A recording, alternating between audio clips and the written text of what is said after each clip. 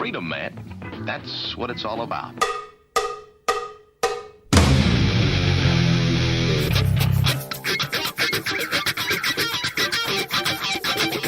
You've got to groove on freedom, like the good book says.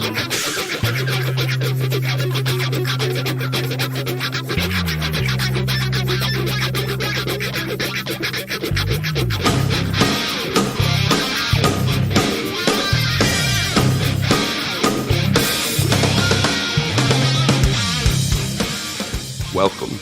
You are listening to What on Earth is Happening. This show will discuss the topics of human consciousness, mind control, natural law, the occult, and all issues that affect the freedom of the people of Earth. What on Earth is Happening will endeavor to shine light upon the darkness of our world and to offer empowering solutions to the problems we face as humanity approaches its critical moment of choice. And now, here is your host, Mark Passio.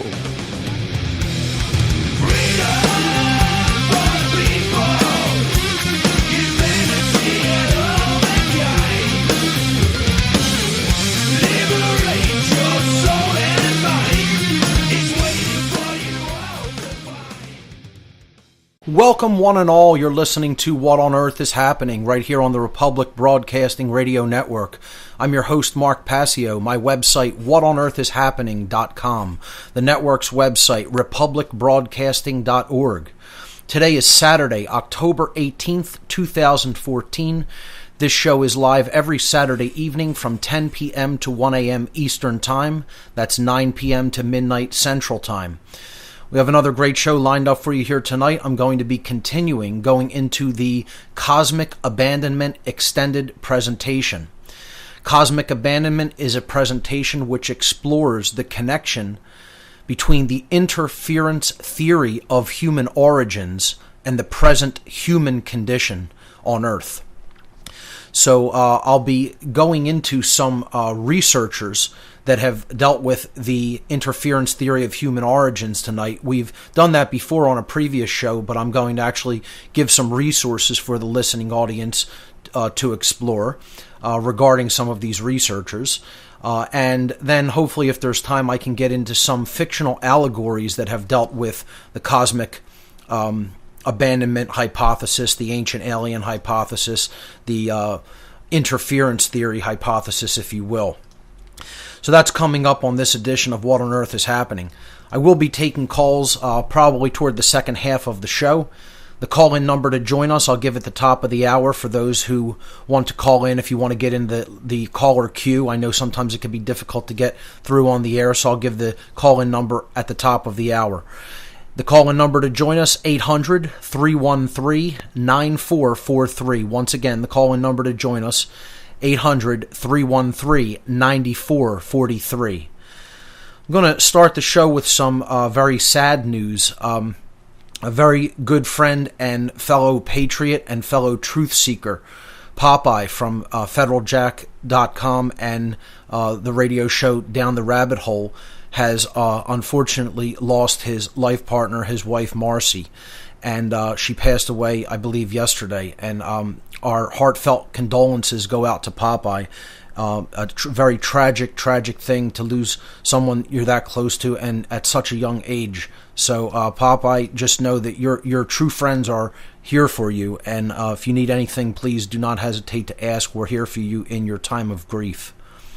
So, with that having been said, move on to a couple of quick event announcements, not really too many announcements for tonight's show, but I just want to remind everyone, of course, the Free Your Mind 3 conference is coming up in 2015. They're still planning, the new organizers are still planning on hosting it in April. I believe the dates were April 10th, 11th, and 12th, if I'm not mistaken. Let me just look on my calendar here. I'm sorry, the dates looked like that they were going to be the 8th, 9th, and 10th, so scratch that, what I said before. It's going to be Friday, April 8th, Saturday, April 9th, and Sunday, April 10th, if the dates that I was told hold true, hold steady. and it is going to be in southeastern Pennsylvania, not right in the city limits of Philadelphia, but just in the suburban area just outside of Philadelphia. So I'm going to let them make the official announcement of the venue on the website, which is www.freeyourmindconference.com. So Free Your Mind 3 coming up in April, early April of 2015.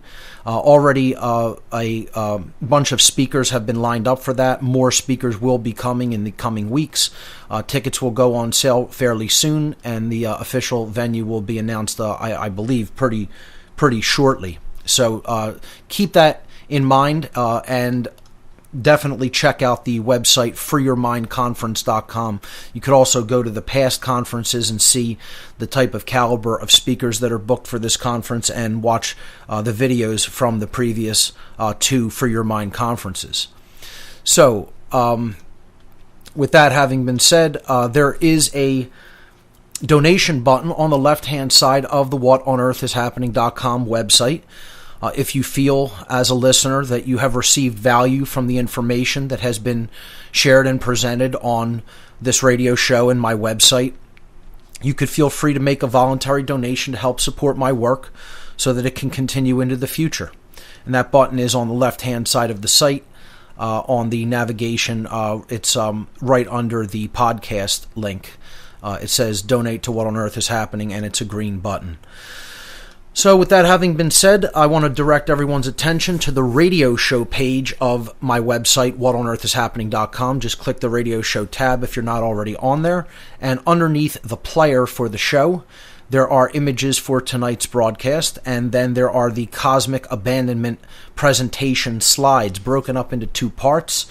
We're going to be focusing on part number 2, and we're going to be starting with slide number 139, which is the researchers section of this presentation. And even before we do start that, I may step back a couple of slides and just say a couple of quick things about the last section that I went into, which was the psychological framework for understanding what is going on in the human condition in the present, and understanding that from a point of view of having the knowledge of the situation that occurred here with humanity in its infancy in our ancient past, with these beings that came to the earth and did what they did here, and left us in the condition that they put us in. So, but I just want to say one more thing about the images. The numbers will not correspond because they're in two sections.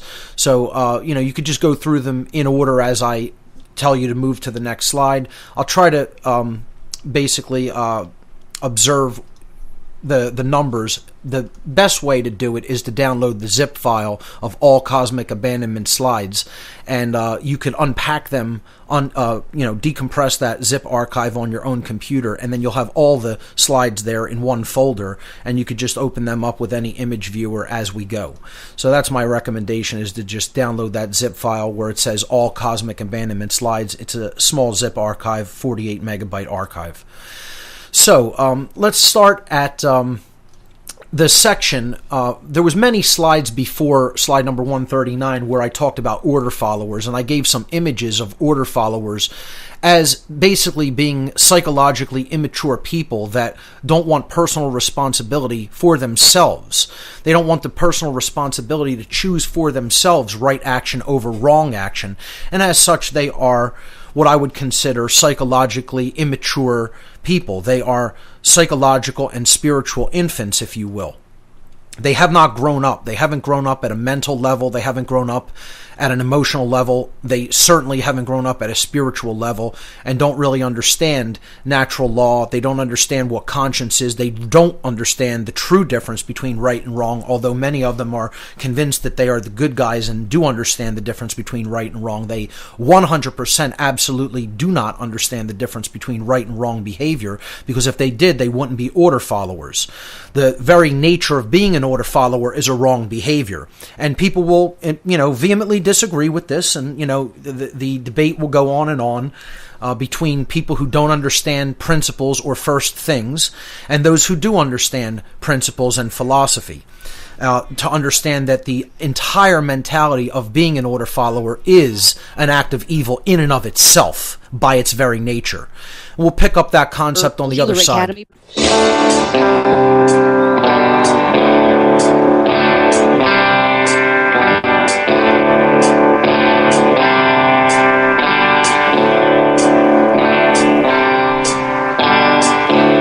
There's a code of silence that we don't dare speak. There's a wall between us and a river so deep.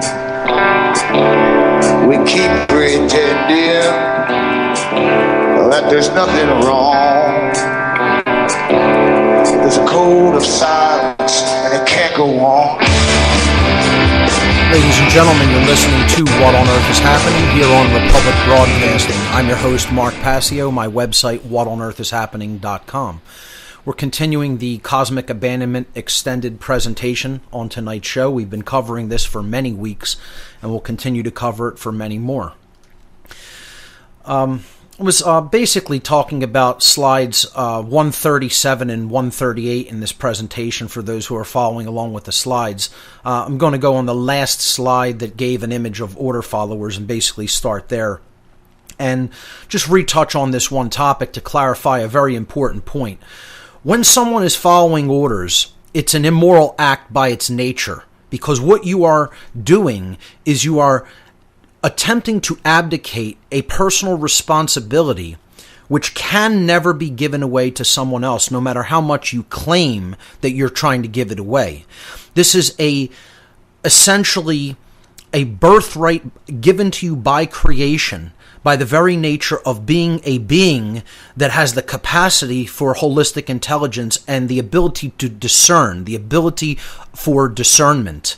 So if you say, I'm not going to judge or discern for myself whether this action is actually morally right or wrong, and I'm just going to act when this order is given to me, that in and of itself is a wrong behavior, is a wrong action. I don't care whether whether the action yields a right and positive result in the way of not harming anybody. The actual decision to simply follow an order is a wrongdoing by its nature. I don't know if I could really clarify that any further than that. I don't understand how people don't really grasp that entire concept or idea, yet so many people still don't understand it. They want to debate this and think that somehow you can do good or be good while you're following orders. There has never been an order follower who was a good person, ever, in the history of humanity, in the history of the universe, and never can be. Not ever will be, never can be. The two things are mutually exclusive. They are diametrically opposed to each other. Being a truly good being is antithetically opposed to being an order follower. You cannot have those two things existing in tandem or combination simultaneously. It is not possible. Okay, so for people that think there are good soldiers, good cops, no, they can do good things in their life, but ultimately a person is not a good person until they are actually judging the difference between right and wrong for themselves, and then willfully, consciously, in a state of knowledge, choosing the right behavior over the wrong behavior, consciously and willfully, which is the definition of following conscience, of obeying conscience, of exercising conscience. When you're doing that, you're actually in harmony with the objective knowledge of the difference between right and wrong behavior, which is what natural law is all about. Not doing that, meaning following what someone else tells you to do, by definition, is not exercising conscience, by the very definition of the action that you are performing and the lack of thinking that is involved in the performance of that action. So people really have to understand this in a deep, deep way to understand there is no such thing as a good order follower. Not to belabor this point, but I just want to wrap up this part of the presentation and move on into the researchers. But I just want to tell people this is going to be one of the focal emphasis of my work in the coming months. I'm actually going to put together an entire presentation on the dynamic of order following. More likely than not, if I do not do it before the Free Your Mind 3 conference, my presentation at the Free Your Mind 3 conference will be on the dynamic of order following and how it is the ultimate evil that has ever existed and ever can exist. Okay, so more likely than not, this is going to be one of it's going to be the crux of my work in coming months. Okay, and it's something that people really have to deeply understand. And I called these people in these slides the least mature among us, and yet the most responsible among us for the continuation of the human condition of slavery because of their blind belief in authority and their willingness to obey orders. They are the most morally culpable or morally responsible individuals, okay, for keeping humanity in the current condition. Notice I'm not going to say putting us there. These people didn't put us there. We were put in this condition over aeons of time. But these people keep the condition the way that it is. They are the paradigm protectors, you might call them, of the violence ideology that currently rules the world. And because they give their mind and their body over, they're an actual cog in the mechanism of that entire evil system. I don't care who that offends. Again, get as offended as you like. You're taking offense to truth matters completely zero. Truth is what is. It's always going to be that way. It's never going to change. And these principles are eternal. Okay? It is eternal that an order follower cannot be a morally good person because they are not actually using their ability to morally judge whether an action is right or wrong, by definition, inherently. If you can't see that, there's something broken with your logic. Okay? You're not actually really using your mental faculties and processes properly to weed out logical inconsistencies. Anyone who thinks that isn't the case. And again, I'm making an absolute statement here. 100% blanket statement. I don't really care who disagrees. If you disagree with that statement, you're incorrect. Not because I say so or because you disagree with me. Because you don't philosophically, inherently understand the difference between following orders and exercising conscience, by definition. So not to, again, stay on this topic too long, because I want to move on. The last slide that I did on this topic was very harsh rhetoric, you might say. I call these people the house slaves of the world.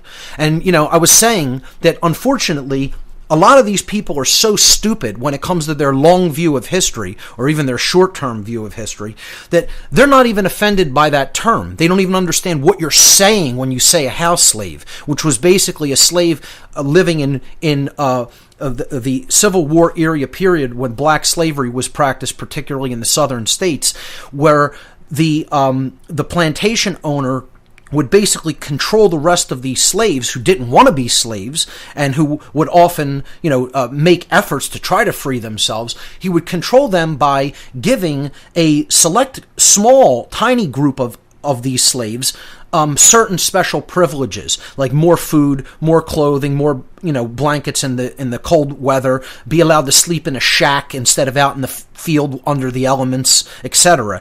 And for those little tiny pittance of favors, the master of the plantation would demand that these so-called privileged slaves, which were called the house slaves by the rest of the slaves, would give them special privileges and make them basically keep the other slaves in line, brutally, in many cases, brutally beating them if they stepped out of line.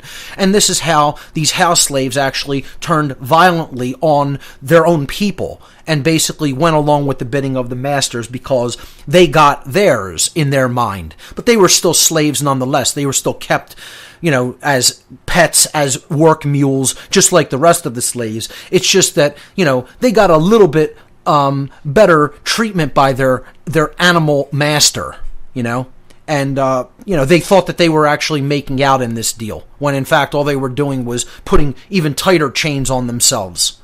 And this is what the military and police forces are of every country, not just America, every country, everywhere on earth, at every single time and place in human history. And The same dynamic would apply on all other planets in the entire cosmos. Wherever there is life with the ability for the capability of holistic thinking, of holistic intelligence, every person who has ever been an order follower anywhere in the cosmos, that it's that same exact dynamic. They have been the house slaves of that particular culture anywhere in the cosmos.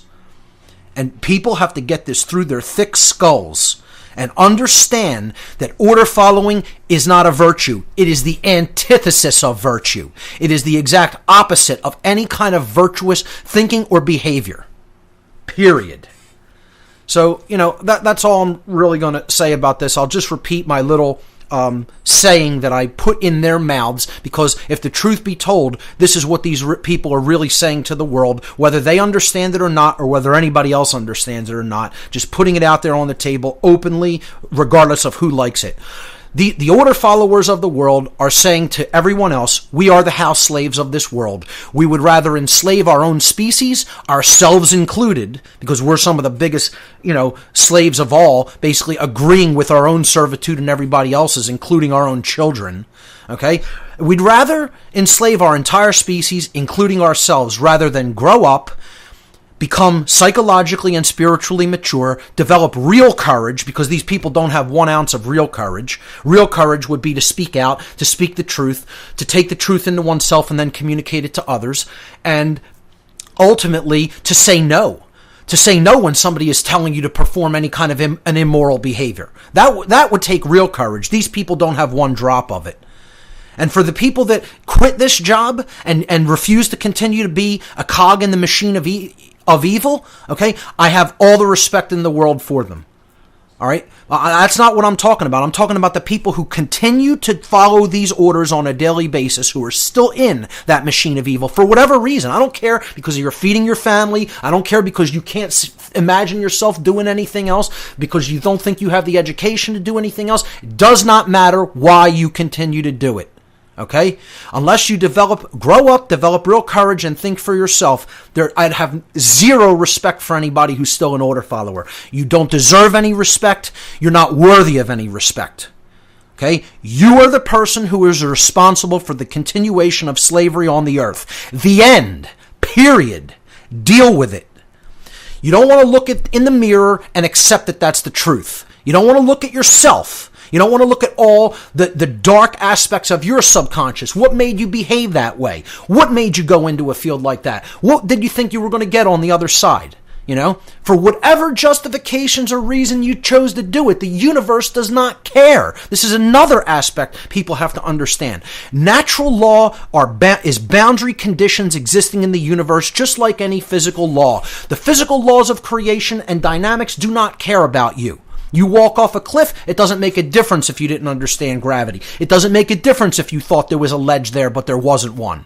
You're going down anyway, because it's a law that you're bound by. The laws of morality and behavior work the same way. They don't care whether you don't understand them. They don't care why you chose to take the action that you took that was immoral. You're going to reap the consequences for the actions that you perform, because you are ultimately responsible for your behavioral choices, and you can never abdicate that personal responsibility, ever, for any reason. The end. So, I just wanted to wrap up that section with a definitive exclamation point. People still, I see people still don't get it, folks. They still don't understand these principles. They still don't understand this dynamic. They're still debating it or arguing it or trying to justify it. They're completely and utterly clowned. Okay? And the joke is on you if you don't understand what I've just said. You're playing yourself. Because I just see the dynamic that's out there. I hear conversations. I see blog posts. I see comments and message boards, and I'm telling you, humanity is still in a deep slumber when it comes to this. In a deep slumber. And you know why it is? It's because we're still not talking to these people. We're still not getting up in their face. We're still not talking about this dynamic openly and unapologetically. Right in people's face with it. No, we want to tiptoe around everybody, We want to dance around the subject. We don't want to offend anybody's delicate sensibilities. We don't want to lose a friend by speaking the truth. We don't want to alienate a family member. Well, that's the reason we're in this situation, ladies and gentlemen. It's the reason we're in the situation we're in. Because not enough people are willing to speak the truth to those around them. And that makes them just as cowardly as these house slave order followers. Just as cowardly. See, ultimately that's the dynamic that's really going to pull us out of this mess, is true courage. And that's what's going to get us out of it. So let me move on to the researchers that I highly recommend people check out for looking into the dynamic or the topic, I should say, of the interference theory of human origins. This is one of the most critical pieces of evidence that people have to look into when it comes to what happened to us in the ancient past. The dynamic of these beings that came here and essentially created a new species that didn't exist before.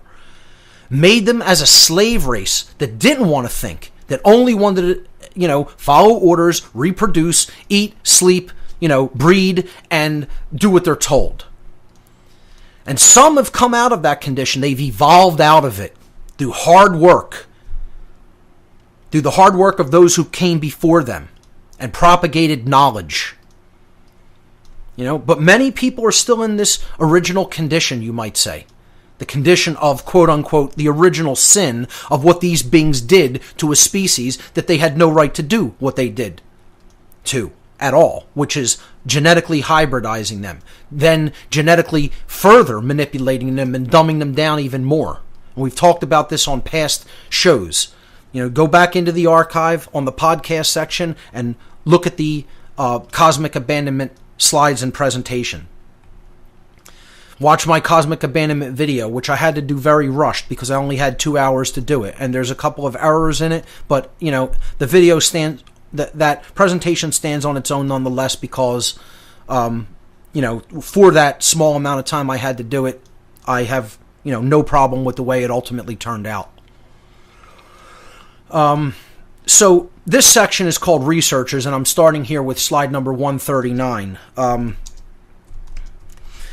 So I want to basically give some resources for people to research this for themselves. That's ultimately what this is all about. So with the cosmic abandonment slides for this podcast, and by the way, this will be podcast 172, I have put together a list, finally, of all the people who I recommend that people research into deeply to start to have a handle on this topic.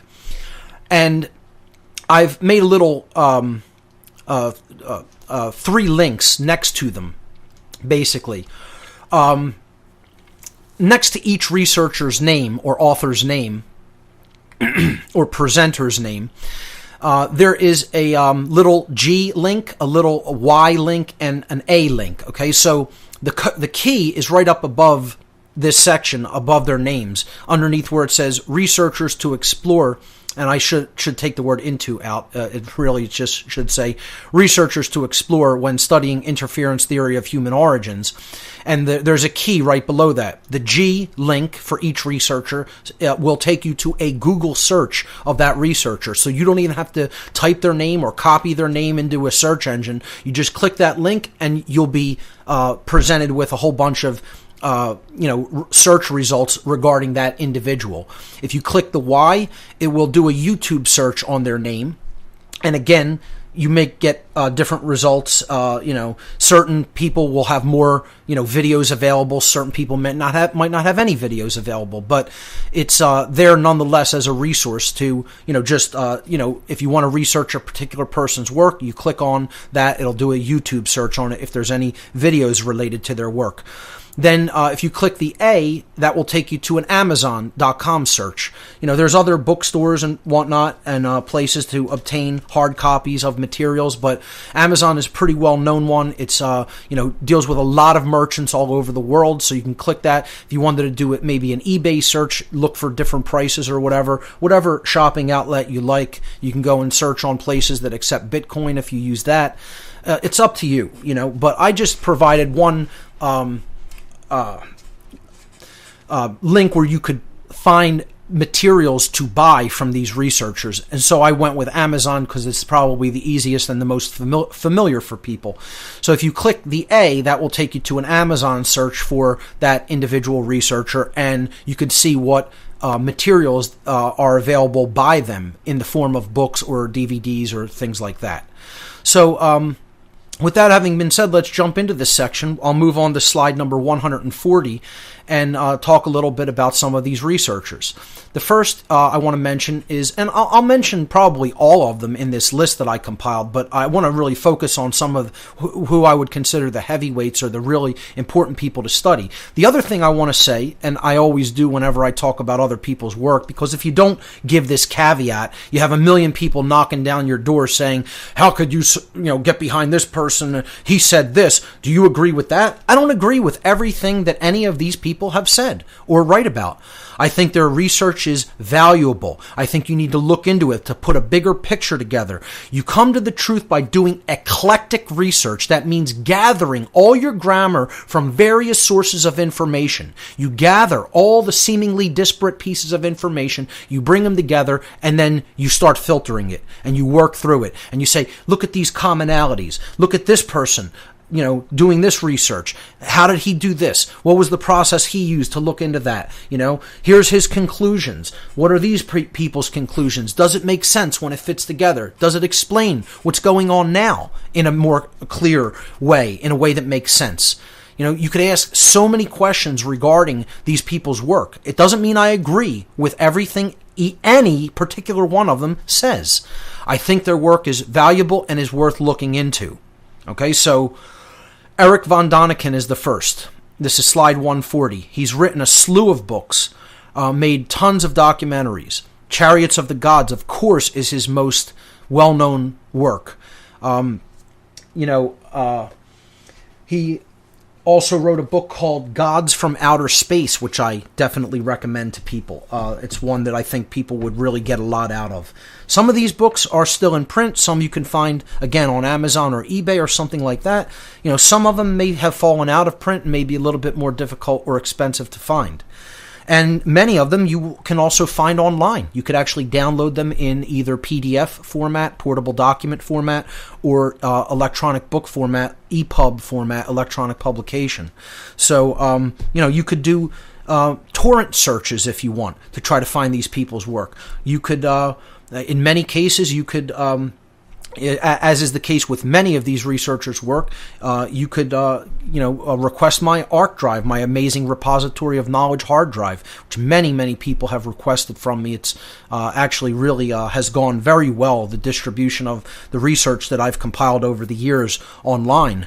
I've probably already given out over 150 of these drives. It's a real simple process. You just email me from the contact page and, say you want the ARC. It's right there on the contact page of the website, and many people have taken me up on this offer, and it's worked out pretty good. I send a list of very clear, detailed instructions, which people do have to follow if they want to receive that offer, without any problems. But most people follow it to the letter, and they get the research, and it's a lifetime of research. Look, just this little tiny research list that I am providing here with this podcast today will keep you busy for multiple lifetimes. You will not be able to go through all of these people's material if you lived probably 10 lifetimes. Okay, that's how voluminous and proliferous their work is. All right, so this is stuff that you have to take it a little at a time. Let synchronicity carry you. People always say to me also, where do I start? Start where you're interested in. Start, find somebody that you already resonate with some of their work. Their work will take you to other people's work. You will be where you need to. You will go where you need to be. Okay? The universe has a way of working things out like that when you're seeking the light. When you're looking for knowledge, when you're looking for truth, synchronicities pop up left and right constantly, almost on a minute-to-minute basis.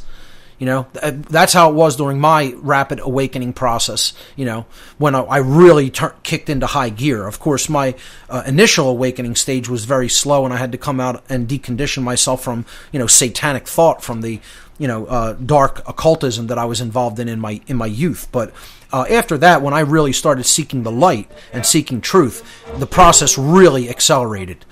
And that's how it will work for most people. So ladies and gentlemen, stay with us. We'll pick this up on the other side of this break. You're listening to What on Earth is Happening. We'll be right back.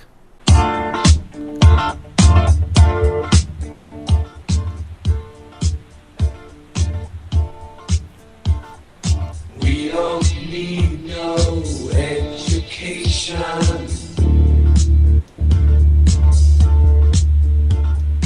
We don't need no thought control. No dark sarcasm in the classroom.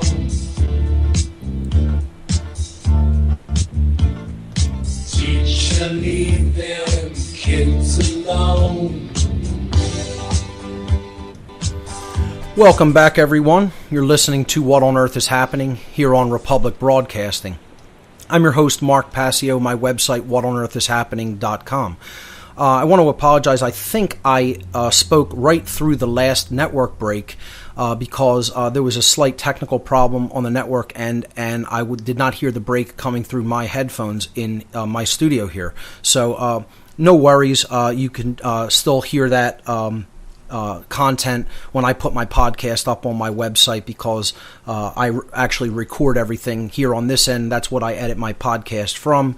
So for those who missed out on a little bit by listening over the network, you could just check that out on the podcast page. Nothing was lost. But I do apologize for that, and hopefully we'll reel in the slight technical issues. But let's continue on with the presentation and these researchers' names. Again, I was saying that you have to put together all of these seemingly disparate pieces of information, and then you see the full puzzle picture. A lot of people aren't willing to do that work. They don't want to do the reading. They don't want to do the homework. They don't want to take that time and that effort. So, they'll say, he said something that I don't like, and I'm done listening to him. That's unfortunately how most people's broken reasoning works. They won't actually sit and listen to something that they potentially disagree with. See, again, this whole dynamic of the mark of real, true intelligence is being able to consider a notion or consider a piece of information without at first accepting it or rejecting it. And you would be surprised how many people cannot or are unwilling to do that. I've actually asked someone to their face, are you the kind of person who is capable? Just ask this question to an individual that I saw out on the street at some kind of a rally. I think it was a rally to try to get marijuana decriminalized here in Philadelphia.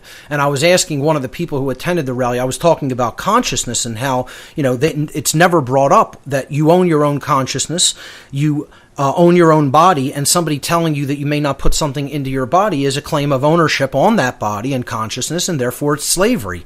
And I said, no one ever makes the right to use whatever drug you want to use an issue of slavery.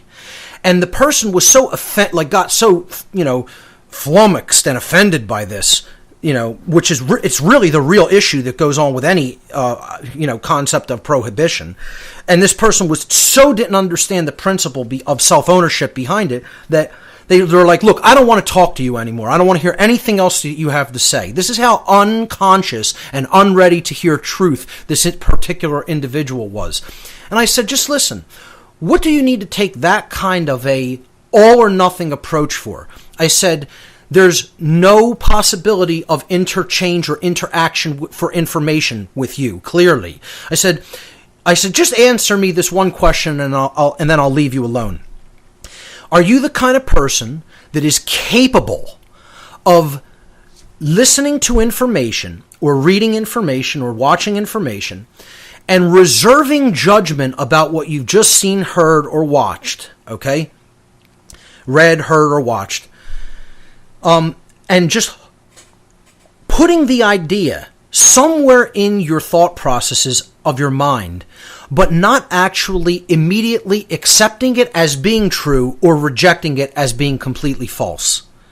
And the person said, to be honest, no, I am not capable of doing that. When I hear, see, or read something, almost immediately I make a judgment decision about it. And it either fits into what I already think, in which case I think it's true, or I reject it because, it completely conflicts with the way I already think. They actually said that to me.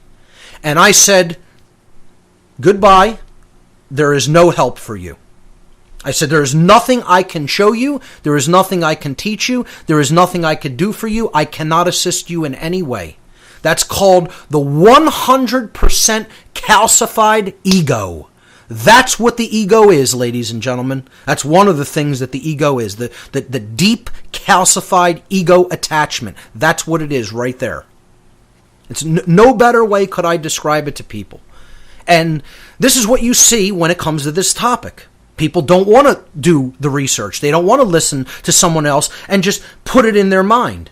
And then you could sort it out after. You don't have to accept everything Eric von Däniken says. You don't have to accept everything Lloyd Pye or William Bramley or Zecharia Sitchin say. But you can take it in, and you could keep it in your mind and say, hey, how does this fit into the bigger picture? Is there something to be learned from this? Is there anything of value here that I could explore, that I could learn from? No, most people are unwilling to do that.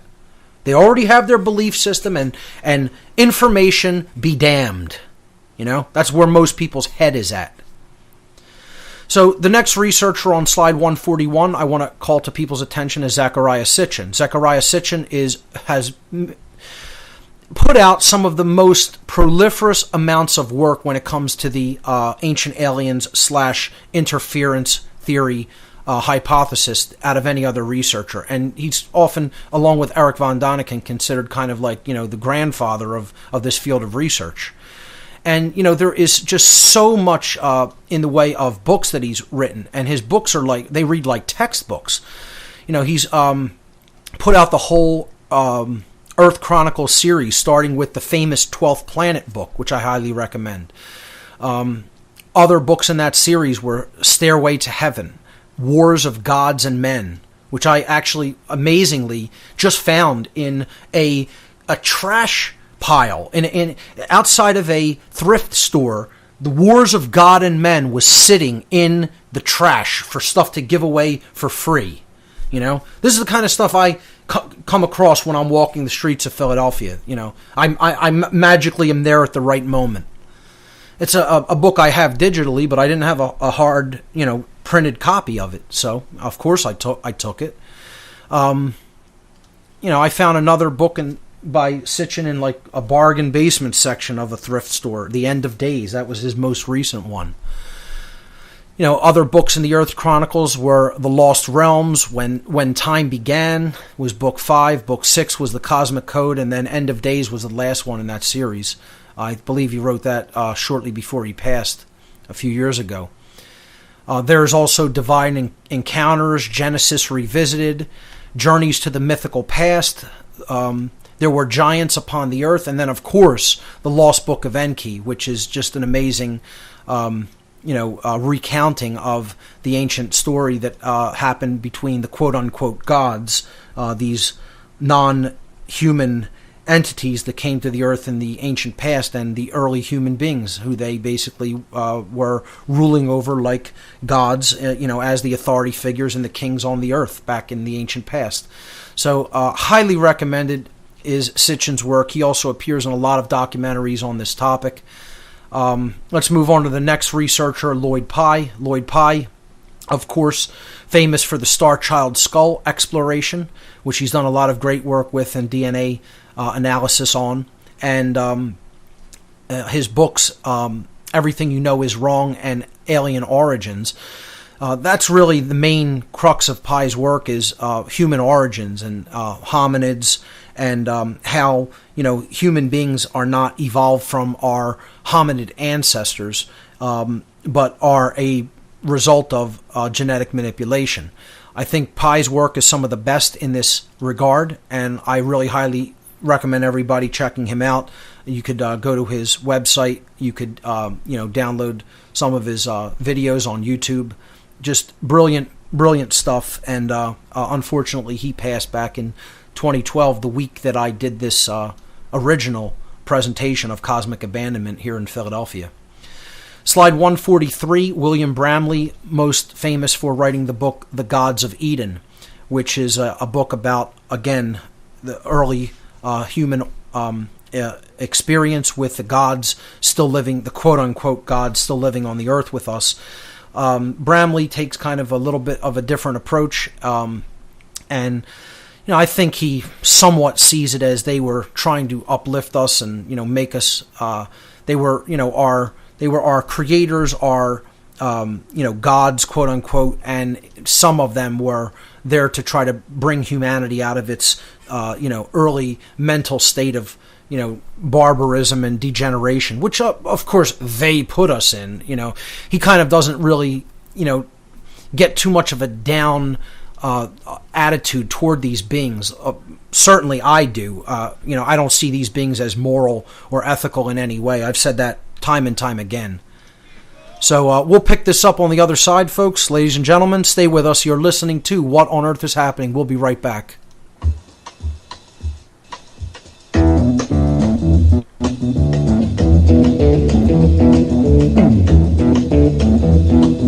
The day destroys the night, night divides the day.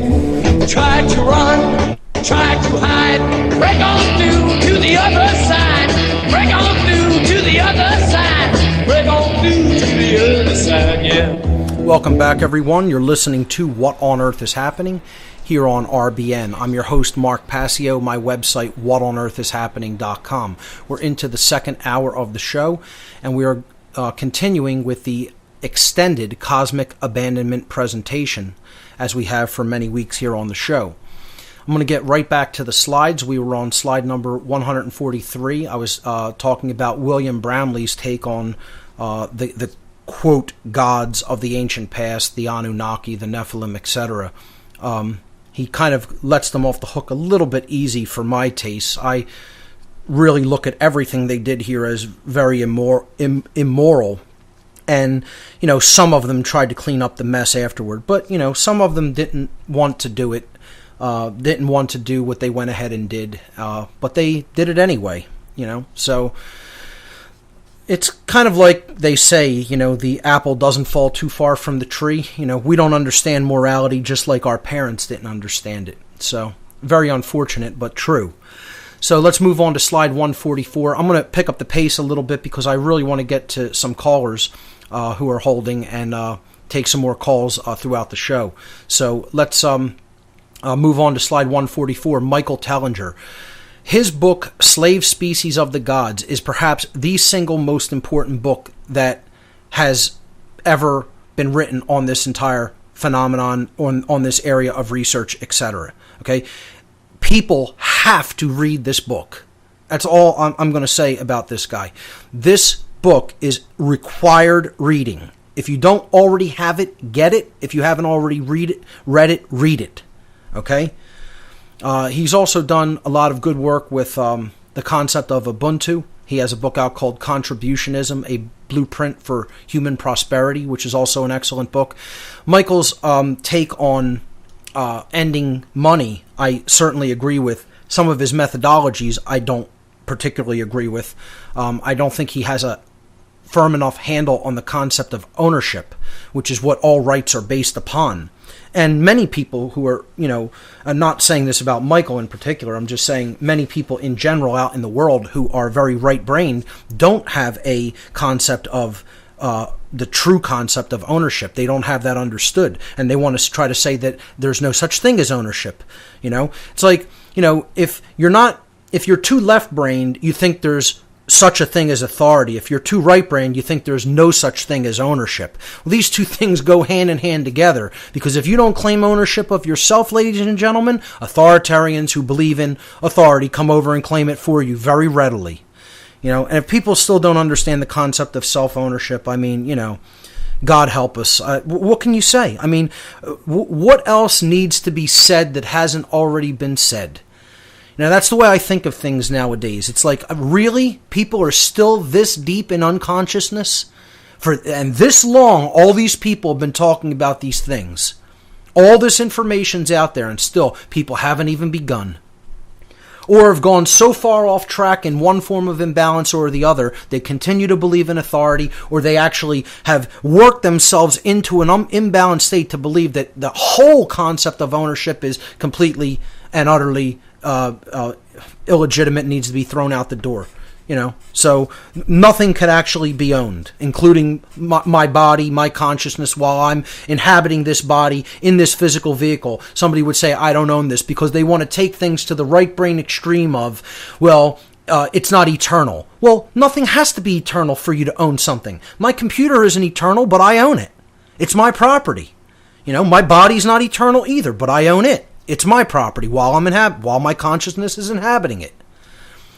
Some people are just never going to understand it. They're never going to understand. They're off in a spiritual daze. You know, they don't get it because their brain is burnt. Their brain's all burnt up from whatever drugs they've done, from, you know, whatever endless meditations they've sat doing. You know, it's you know, the whole spiritualism movement has just gone so awry. It's made these super right-brained individuals. And please, I'm not referring to Michael Tellinger here. I'm talking about people in general who are very right-brained and balanced. I think Michael Tellinger is very well thought individual. I just think he needs to firm up his understanding of ownership, and that, you know, there are certain physical items that are more important than other physical items. It's kind of like a point of contention, you know, that I have with some of his work, which, like I said, I don't agree with everything everybody says or teaches or talks about. But one thing I will tell you is that Slave Species of the Gods will give you a very firm understanding of the events that happened here in the ancient past. The subtitle of the book is The Secret History of the Anunnaki and Their Mission on Earth. I highly recommend the book. I think anybody who's studying this topic needs to get that book and read it. Next researcher, slide 145, David Icke. Not enough can be said about David Icke. Again, most people have not looked at any of his real information because they will not sit and read his books in their entirety. That's where his information is laid out in their tapestry. That's what he is. He's an author of books. He doesn't do podcasts like I do. He does, very large presentations, similar to my all-day seminars. But his main area of focus is writing.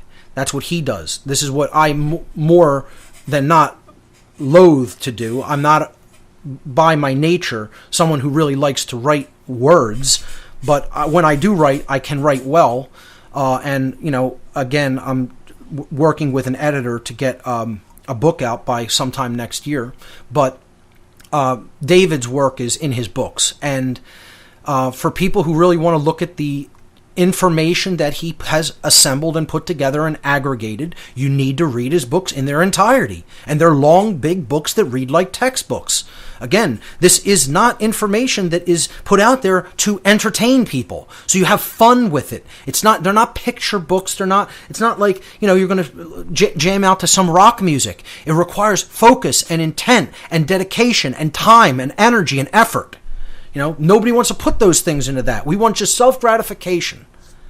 You know, so when you tell people you're going to need to read to understand this for a long time, like I said, I shut myself in, basically in my room, you know, in my house for practically the better part of a decade. Mark, why are you so antisocial? Mark, why don't you interact with people? Mark, why don't you talk to family members? Because I'm sitting here learning about what's really going on this slavery planet. That's why. That's what that time was used to do, to awaken myself. You know, that's not easy work. That means repeating over and over again, I was wrong about this, I was wrong about that, I was wrong about this, I was wrong about that. And then taking in the correct information and understanding how it all fits together in a tapestry that makes sense of the world, of the crazy, insane asylum in which we live. And I think here's a guy who has done brilliant work when it comes to decoding that entire matrix of information. The book I highly recommend is Children of the Matrix, particularly on the interference theory hypothesis. His other books are also equally as brilliant, and The Truth Shall Set You Free. If people have the patience to go through it, is a great book for waking up people who are beginning on their journey, for just some of the 3D worldly aspects of the whole, conspiratorial aspects of things that are going on in this world. If people would simply take the time and just read that book, so many things would be answered. He wrote Alice in Wonderland and the World Trade Center disaster. He wrote The Guide to the Global Conspiracy, Human Race, Get Off Your Knees, Infinite Love is the Only Truth, Everything Else is Illusion, The Biggest Secret, The Robots' Rebellion, Tales from the Time Loop. You can go on, and others. So his work is, again, huge. And his books are big, and they're very well sourced and referenced. You could research in one of his chapters, probably for a lifetime, with just the endnotes to the chapter, and go and read the other books that he cites. It's just amazing work. And again, I've talked about his courage before. If the world had 1/10 of this guy's courage, we'd be free already. This guy is not afraid to speak his mind and come forward and say what he thinks, regardless of what anybody else thinks about what he's saying. So I personally have a tremendous amount of respect for him, and we'll continue with some more researchers and their work on the other side. Stay with us, everyone.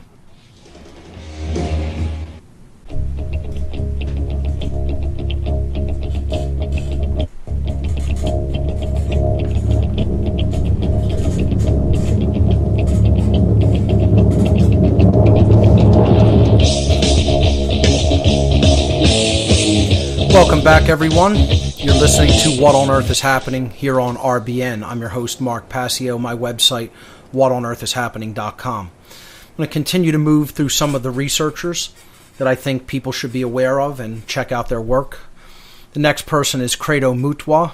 David Icke has done a lot of work with him, particularly in his series, The Reptilian Agenda. He's an African Sanusi shaman from the Zulu tribe in Western Africa, and he's a library of information. One of his people's, keepers of knowledge to tell people about the origins of humanity and the events that took place in our ancient past. Highly recommend his work. He also has a book. I can't remember the name of it off the top of my head, but I'm sure you'll come across it in the links that I have provided. The next researcher on slide number 147 is Michael Tessarion, who I have an absolutely tremendous amount of respect for and consider him a mentor to myself and my work. And his Origins and Oracles series must be viewed, period. I mean, it's just absolutely 100% required viewing for anybody that is trying to decode what is going on in this world, period. And the work is just, it's an enormous in scope, and he presents it brilliantly and in a scholarly fashion. You could actually watch that all on YouTube if you just type in Origins and Oracles. It's out there, or you could find it on a torrent site. He's also done a lot of work on the Irish origins and influence of early civilization, and he's put out a great documentary called Architects of Control. Can't recommend Michael Tessarion enough. Also, his recent work with the major arcana of the tarot is brilliant as well. So do check out his website as well, and check out his work on YouTube, and pick up some of his books. Graham Hancock is the next researcher on slide 148. Famous for Fingerprints of the Gods, famous for his series called The Lost Civilization, the video series. I highly recommend people watch that one. Doesn't get into ancient astronaut or cosmic abandonment / interference theory that much, but his work on the ancient world is absolutely worth checking out, and his work that there were ancient civilizations here in the distant past, and the progression of technology and civilization has not been linear. His work really demonstrates that beautifully. Slide 149, Michael Cremo, famous for the tome Forbidden Archaeology, which presents many, many, many cases of suppressed archaeological evidence that is basically thrown in basements of anthropological and archaeological museums and universities, never to be seen because it doesn't fit into the existing paradigm that the entrenched researchers, so-called, want to tell people about the linear origins of humanity, the linear progression of civilization and humanity, and the whole Darwinian macrobiological evolutionary theory, quote-unquote evolutionary theory. Cremo demonstrates that, not only is technology and civilization much older than we think, but, it goes into advanced technologies of the ancient world, evidence for that. It's just a book that people really just have to look into and see how much suppressed evidence that there is to support alternative theories and hypotheses for human origins and the events that took place here in our ancient past that shaped and forged civilization as we know it today, so-called civilization. The next researcher on slide 150 is L.A. Marzulli. I think this gentleman has done great work when it comes to looking at ancient architecture, evidence for these beings' existence, these quote-unquote gods, Anunnaki/Nephilim, gods of the ancient world. He's done a series called Watchers, a video series. It's like a video magazine series, just incredibly well put together, where he interviews a lot of researchers. He goes to different countries and looks at different evidence. Great work in tandem with Brian Forster, who I'm also going to recommend later. And he's got a few books out as well. So I really recommend his work. He takes a little bit of a traditional Christian perspective that these beings are in fact fallen angels. I tend to disagree with that conclusion, but nonetheless I think his work is very well put together and very much worthy of people's time and consideration. The slide 151 deals with David Hatcher Childress and his work. His focus has been on the ancient technology that these beings used when they were here, and the science behind them. He's also done some work into the beings themselves with looking at the whole skull, elongated skull evidence, and how this was not just cranial deformation done with binding, but in many cases that which the cultures that did do that were mimicking the gods, their quote gods, the beings that were here and acting as gods over us because they had essentially created us. So Childress's work is very good. He's also in many different documentaries that deal with UFOs and the ancient aliens hypothesis.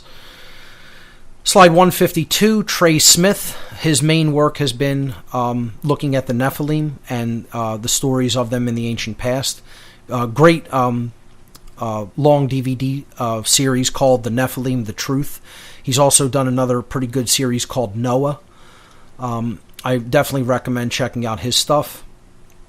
Again, a little bit more of that Christian perspective, that traditional Christian perspective. But again, I'm not going to hold that completely against somebody, regardless of what religious tradition they want to view this in from a filter through.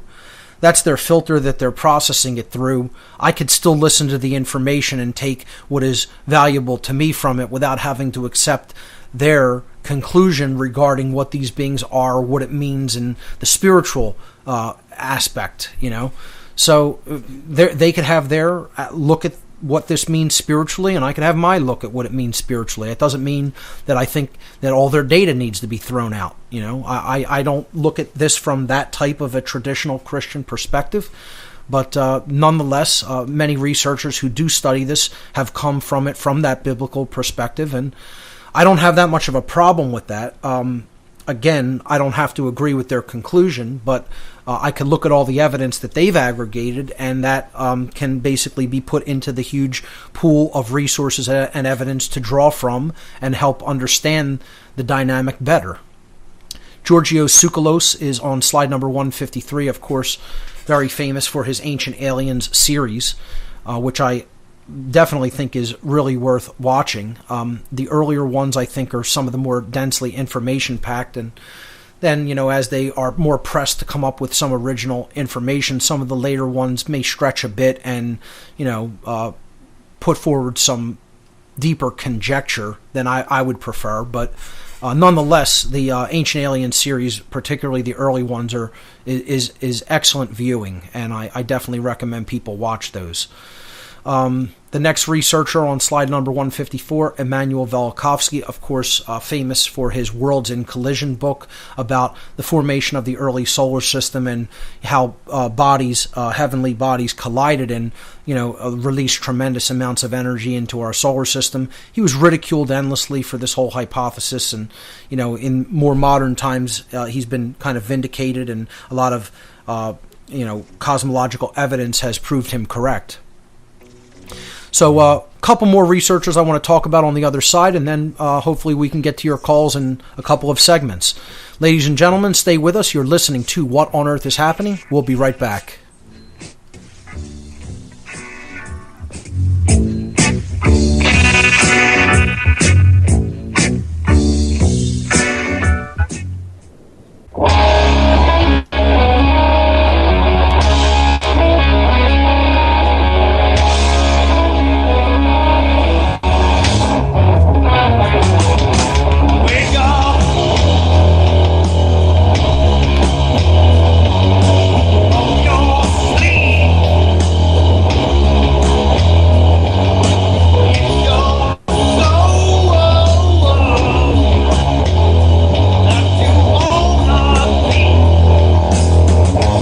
Welcome back, everyone. You're listening to What on Earth is Happening. I'm your host, Mark Passio. We're continuing with the extended cosmic abandonment presentation, talking about researchers and their work in this field. We're moving on to slide number 155. If you're following along with the slides, this is Robert Schoch. Schoch basically talks about how the Sphinx has weathering patterns that are not consistent with air or wind, but water. It's one of his main focuses of his work, which basically makes its antiquity much older than what traditional Egyptologists have talked about. So he has a book out called Forgotten Civilization, and basically, again, gets into how our worldview and our paradigm of what human culture and civilization has been like, is not the linear progression that we think that it is, and many events in the past have basically rapidly changed, what is the events that have occurred on this planet. His book is about, the sun and its, sunspots and solar flares that have affected things here on the Earth. Again, another theme in this whole field is cataclysms and research into earth changes. That fits hand in hand with the story of the beings that came here in the ancient past and affected us. In many cases, they use these cataclysms to take advantage of, their whole view of themselves as our gods. And also, in some cases, there is evidence to speculate or support the possibility that these beings caused cataclysms, that they actually had technology that was so advanced that it could actually cause cataclysmic events on a planetary scale. So moving on, the next slide is slide 156. D.S. Allen and J.B. Dallaire, together these two scientists wrote a book on essentially cataclysms that have happened in the Earth's past. And they focus on the last major cataclysm that happened over 10,000 years ago here on Earth. Again, this is a very consistent stream of data that comes in through a lot of other researchers, including people like Schoch, Velikovsky, Graham Hancock, Michael Cremo, and others. So this book is another huge tome, but it's got a lot of really important information in it regarding how certain cataclysms may have happened in the ancient past on the Earth. So another highly recommended book, and they really do a very scholarly job with that book. Some researchers that I did not put in the slideshow, because again, I had very limited time. I just wanted to point to people some of the what I would consider the most important information to look at. But nonetheless, there's so many other researchers out there in this field that it's way bigger than most people think. I just want to mention some other people's names and briefly mention some of the things that they have done. You want to look into William Cooper, of course. His book, Beyond a Pale Horse, lays out a lot of information about humanity's involvement with some of these beings. Jordan Maxwell has talked about interference with humanity in his presentations. Again, a brilliant researcher, very courageous individual too.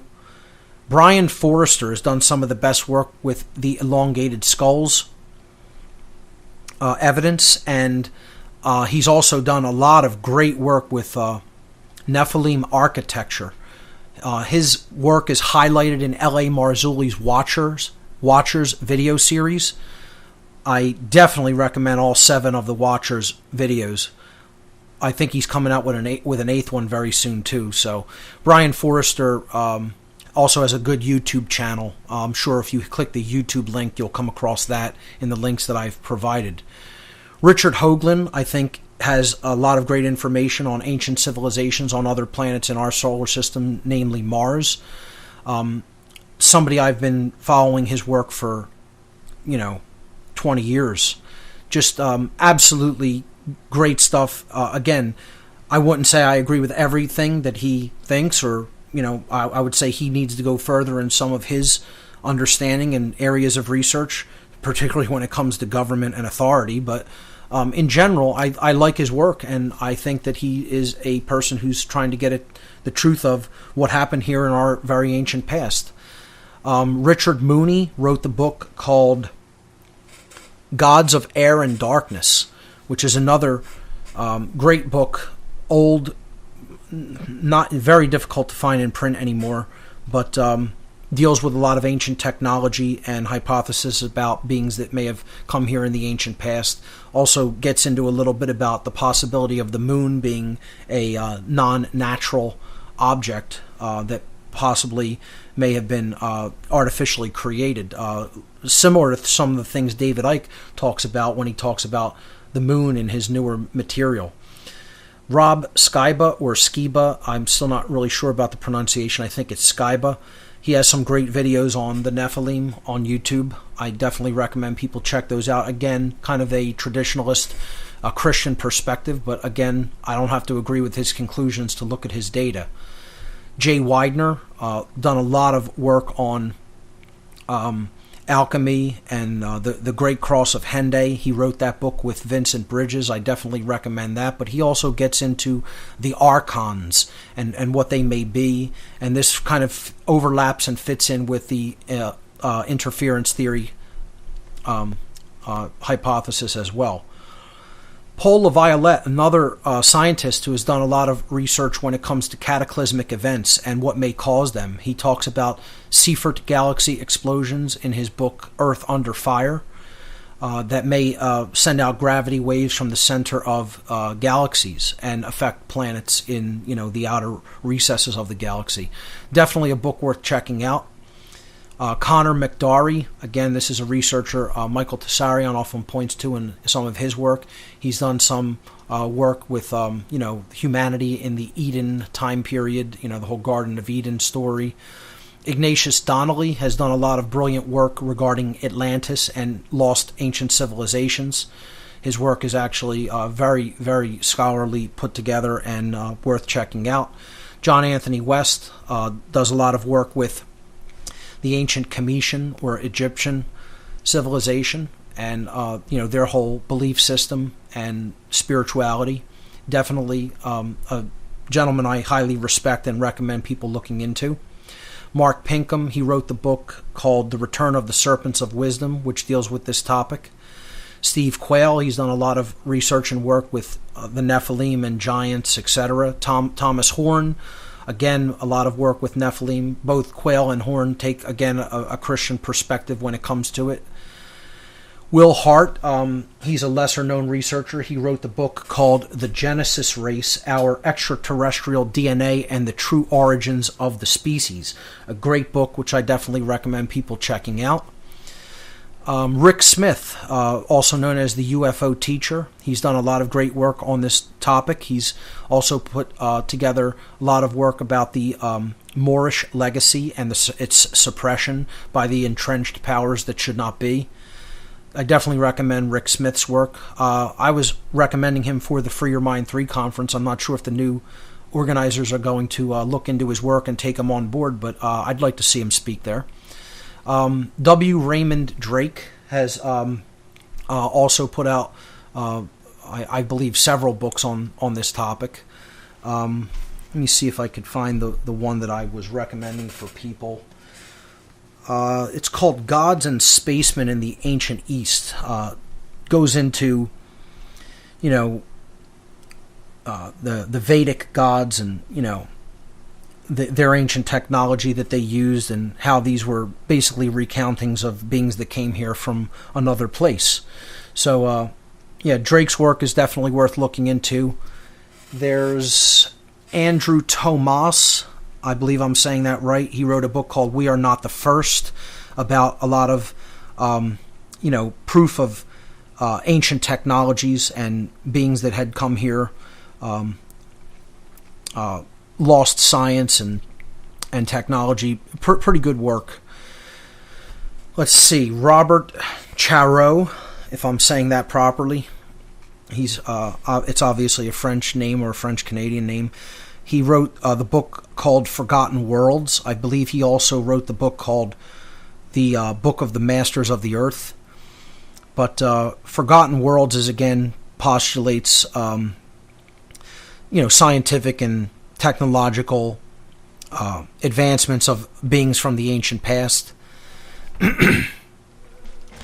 And, there's some other researchers that, people could look into their work as well.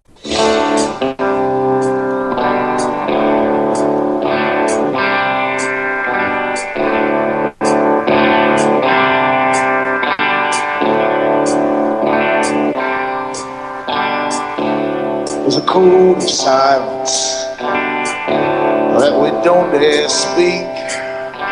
There's a wall between us and a river so deep. We keep pretending that there's nothing wrong. But there's a code of silence and it can't go on. Welcome back, everyone. You're listening to What on Earth is Happening. I'm your host, Mark Passio. My website, whatonearthishappening.com. I'm going to try to go to the phones in this segment. I'm going to just wrap up this section on researchers briefly. But let me give the call-in number to join us here live on the air. 800-313-9443. Again, the call-in number to join us on What on Earth is Happening.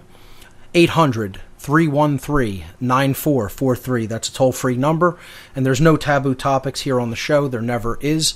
We're talking about the interference theory of human origins, but I won't limit the discussion to that. You could basically ask anything you want, comment about anything you want that I've talked about or covered so far, or anything else you want to bring up. So that's the toll-free number to join us, and let me go back to wrap up these last couple of names that I wanted to put out there. I was talking about Andrew Thomas and Robert Charot. Let's move to R.L. Dion. He put out something called God Drives a Flying Saucer, which had a very interesting kind of biblical take on the whole phenomenon. Again, kind of a alternative Christian perspective, you might say, but I think still worth checking out for some of the information he puts out in that book. Josh Reeves is one of the few freedom-oriented hosts and researchers that has really talked about this topic on air a lot, at least from a open-minded perspective that has gone into this topic in depth a little bit. So I definitely recommend checking out some of the things he's talked about regarding this. Alan Landsberg was the individual who put out the television series In Search Of.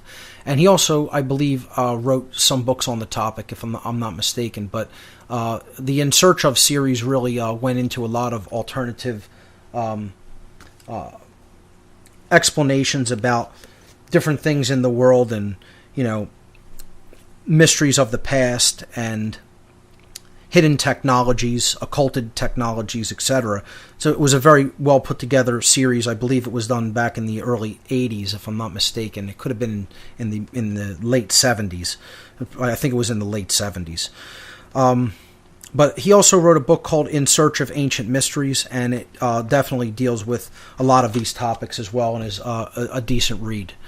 So they're all the researchers I want to talk about. I'm sure people will have many others and can point out, names that I've missed. But this is just intended to be an introductory list to get people interested in the topic and looking at it with an open-minded perspective and understanding there's a lot of different perspectives that people come at this from, and there is a whole lot of data to be looked at.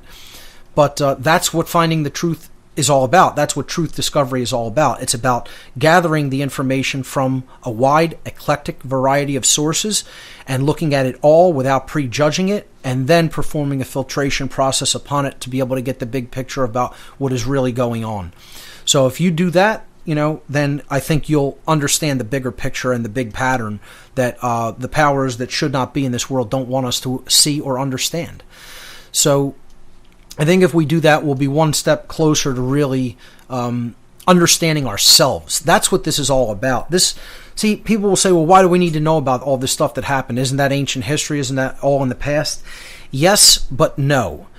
I'm not saying dwell on this. I'm not saying let this be, the be-all and end-all of your life. I'm saying, but if you don't understand the past, you don't have a accurate framework for understanding how we got to where we're at today. That's why this is so important to understand. You have to understand what happened here that put the human mindset in the psychological framework that it is in. And again, that mindset is all about abandonment. That's the root issue. Because from abandonment issues with mother and father, you get, I'm not worthy. I have to find a surrogate mother or father figure. I don't have true deep self-respect or self-esteem. Therefore, I am not confident in my own decision-making because I didn't have that guidance there. And I don't want that responsibility that comes along with truly discerning and judging right from wrong for myself. So I want to give that responsibility over to somebody else. And I'm just going to stay willfully ignorant of the true difference between right and wrong morally. And that's where we're at in society. This is what society has become, folks. And this psychological framework didn't just happen all at once, one day. This was born due to circumstances. And this hypothesis, this theory, if you will, readily explains the fertile ground in which this psychological framework grew from. Cosmic abandonment. Our cosmic parents left this place, abandoned us here, put beings that were all about authority and control and domination in charge of us. And then we inherited that legacy. And again, I'm not stating they're possibly not still around or monitoring the situation. People want to, say, well, what makes you think they're not here? Cosmic abandonment isn't about them not being here. It's about the fact that they are not here openly. They left. The parents made us and left. Okay, they made something that was like a baby that they really didn't want except for specific purposes. It would be the equivalent, like I said, of somebody who was very, very destitute and believes in authority and wants to rely on the state, having a child only to get income money, welfare money from the state. But, they did this for their purposes. They wanted workers for whatever their purposes were, for whatever their reasons, for mining whatever resources that they wanted to take from this planet, and that's what they used us for, or so many of the stories go, if you accept, that part of the stories. So, the whole point here is, if we don't understand the conditions from which we came from in the ancient past, we're not really going to have an effective understanding of the psychological framework of humanity in the modern day. And that's what this entire presentation was designed to try to help people to grasp. So next week, what I will start to get into, since I've, for kind of the second time, gone into some of these researchers' work and finally, aggregated a little list of them and, put some links out there so people, again, can just click on the link. They don't even have to type the name or get the spelling right. It's all right there, and you can research in 3 different major areas of the web. Google, the major search engine, Yahoo, the major video, YouTube, the major video website, and Amazon, a big outlet for books and DVDs. So I'll leave this section there, and next week I'm going to be talking about some fictional allegories that have really presented in kind of a brilliant way this ancient story. Whether it's conscious or deliberate or not, it really highlights a lot of the aspects of the ancient story of our past through allegorical fiction. So that'll be coming up next week on What on Earth is Happening. Let's see if I can get a phone call in before the break, and then we'll continue with your calls throughout the third hour of the show. Let's hear from Tyler in Utah. Tyler, you are live on What on Earth is Happening. Welcome to the show. Hello, Mark. How are you? I'm doing well. How are you? I'm doing great. What do you have for us tonight? My name's Tyler. I'm a lawyer. My question definitely partially relates to what you're saying. Okay. Like on a personal level. Okay. But I do have a couple things really quick, if Sure. you don't mind. Sure. I'm at the point in your podcast where I'm up to where we're moving forward together now. I'm all the way caught up, so I'm going to be listening live now. That's great. And this is the first time I've been listening live. I did meet you in Manchester. I came out for the conference, and we spoke briefly. Awesome. But the presentation was excellent. Oh, I appreciate that. I really appreciate your time and all your efforts, and everyone that was involved, including Richard Grove. Yes. Tragedy and Hope. And Richard is going to be editing the presentation and putting a video out of it in HD.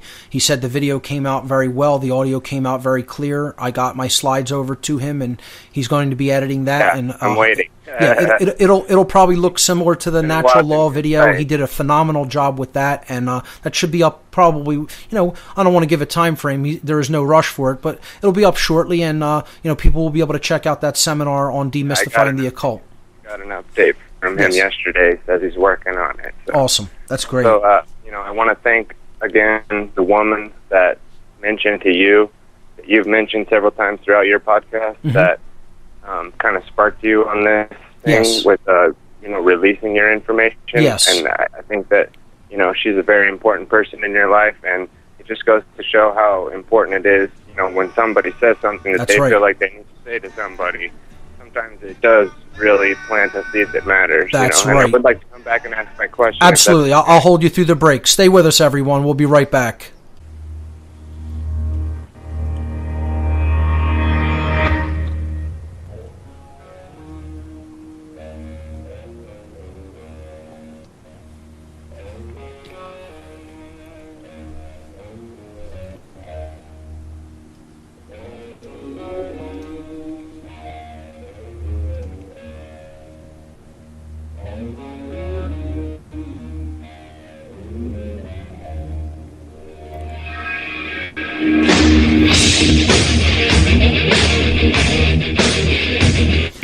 Welcome back, everyone. You're listening to What on Earth is Happening. I'm your host, Mark Passio. My website, whatonearthishappening.com. We're into the third hour of the show for this evening, and we're taking your calls for the duration of the show.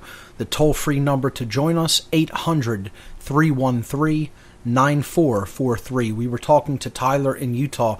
Tyler, are you still with us? You were basically saying that it's so important to reach out to people because you never know how you're going to affect another person and what they may go on to do, or who they may go on to affect, or who they may go on to wake up. I mean, I think it's a great point. I mean, realizing that and then taking it in and, acting on it like you say, that really will show you that that's true. But, your work on natural law has become what I would call a part of required information to look into. And I pass it on, and I talk about it all the time. And I understand understand the weight of how important that topic is, and in order to take back our freedom and to end the powers that should not be. And I think, that's a cornerstone of what you're doing. I really appreciate it. I absolutely concur. Whenever people ask me what I think is the most critical aspect of my work and the thing, if they pay attention or look into nothing else, it is the natural law material. That is the thing that people have to understand and integrate most deeply into their consciousness. Right. Yeah. And we just need to keep pushing it out there and just stand in that, because that's really all that needs to be done, in my opinion, when you boil it down. But anyways, I'll move on to my question. Yes. So it does tie in a little bit, not necessarily on the macrocosmic level of whatever came and manipulated whatever. That's still something I'm really kind of dealing with and processing. So sure, I'm there with you, but so how does one approach figures in their life who may have contributed to abandonment issues, like on an individual personal level, like family members, that actually cause harm within you, and does one approach individuals once they realize the weight of all this, and then especially if you're trying to maintain and repair and move forward, but yet there's this big huge pink elephant in the room with these people, right. And then are you and how are you dealing with this personally? Yeah, well, I could even just use myself as an example for this question. There isn't really a need to have to confront somebody up in their face like a parent about the issue of abandonment from whatever perspective. In other words, I was talking in the shows on that about my own and my siblings' own abandonment issues. I could get over those abandonment issues without having to work with the parent. Okay? It's something that is going on in the individual. So the parent does not have to be remorseful or even understand that they performed such abandonment to their child, or what you might call neglect in a certain aspect of their life. Sure. So just me consciously recognizing that happened is progress. And then what you're doing is you're working with the emotions and the shadow material that comes up from the understanding of having been on the receiving end of that condition. So it's internal work. It's not something that really you have to make confrontative with somebody else. It's a form of being harmed, but it isn't direct, overt harm like somebody following orders.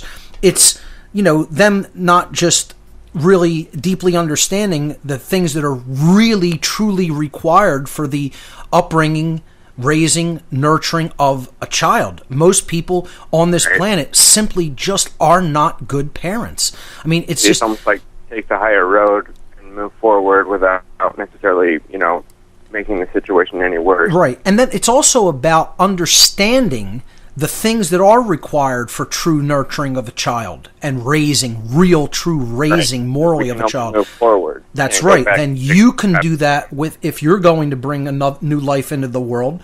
At some points I think, anybody even thinking about doing that, how could they even think of it with how the world is now and the uncertainty? But I understand people are still going to procreate. At least they could do this at a conscious level and understand that they want their child to be in a better position than they themselves were attempted to be brought up in. So that's my kind of take on it. It's really about internal psychological work that the person who was on the receiving end of that traumatic situation of abandonment does upon themselves to transform that and then rebuild the personality in a stronger form in a way that they're not dealing with these issues of self-esteem, and that they have, they're empowered and they're confident and they can let go of that. Even if the person won't, say that they are sorry about it or even acknowledge it, you can let it go. Whether true forgiveness is involved in it as a two-way process and the person wants to work with a healing process with that those parental figures or not. At least you're letting go of that, and you're not staying attached to it, and it's not holding you back in your future endeavors. That's really my take on what the real healing process is about. Yeah, that's great. That's just like reflecting back, exactly kind of where my thought process is going. So you're just like repeating and instilling that that's the case, and really you can only affect yourself. And then if those people want a relationship with you and they see you making those changes, they might decide to look at certain things, and if they don't, and that's kind of the door that I leave open with family members. Again, people who have heard me talk on this topic know that I don't have a very positive opinion of my family in general. But nonetheless, if they wanted to come and wanted any of this information, I would never turn them down, and I would try to help them to understand. It's just they're still in the state of being unbegun. They have not started. It doesn't look like many of them have any intention of ever starting. They're in full denial mode. They're in what can I do about this mode, even if it is true. And it's just that fear will completely block you and hold you back. And that's kind of like where everybody I grew up around is at. So I just don't really deal with much of that. And I'll still speak the truth unapologetically whenever I have the opportunity or I'm in their presence, but I don't really seek out those relationships. I don't try to surround myself with anybody like that. I surround myself with other conscious individuals and try to build, vertically on our knowledge. But that isn't to say that, I'm not open to forgiving them or working with them if they wanted to know and move forward in knowledge. I would embrace that with open arms, and I would never hold their past, unconsciousness against them. So that's where I think people need to leave that when it comes to unconscious family members. That's kind of my take or approach to it. Mark, that's great. And then really quick, just like totally off topic, have you ever heard of the New Living Kabbalah, a practical and experiential guide to understanding the Tree of Life by Will Parfait, I think is how you say it, or Parfait? I believe I have heard of this book. I'm not sure if I went through the entire thing, but I know I did see it. So tell me your impressions of it. Q. Well, I'm still working through it. I've been working through it since an individual handed it to me like 8 years ago.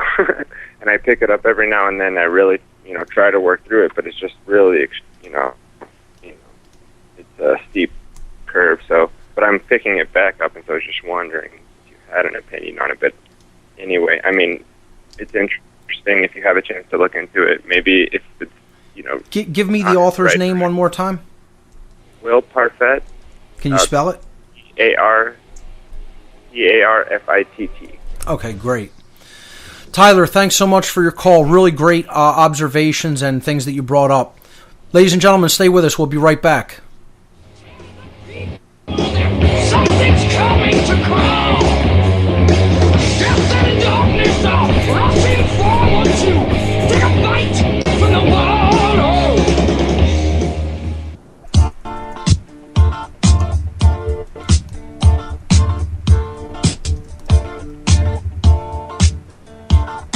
We don't need no education.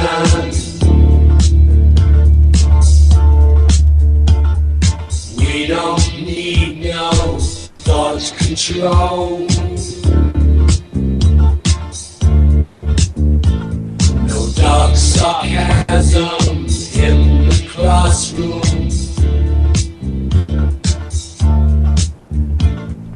Teacher, leave them kids alone. Welcome back, everyone. You're listening to What on Earth is Happening here on RBN. I'm your host, Mark Passio. We're taking your calls in this hour, final hour of the show. The call-in number to join us, 800-313-9443. Let's go back to the phones and let's hear from Kevin in Philadelphia. Kevin, you're live on What on Earth is Happening. Welcome. Hey, Mark. How you doing, dude? Hey, Kevin. How you doing? Great to hear from you. It's very amusing that your last caller was who they were and said everything that they had said. I had a whole bunch of things I wanted to say, but this is almost kind of more important. I'm hoping the guy's still listening. I also have just recently caught up finally to the end of all of your stuff. I think I have missed like maybe one or two in like the 50s or 60s, but I believe I've hit all about 95% of your show. And I have to admit that like he is 100% right about that. Taking a chance on saying something to someone. Yes.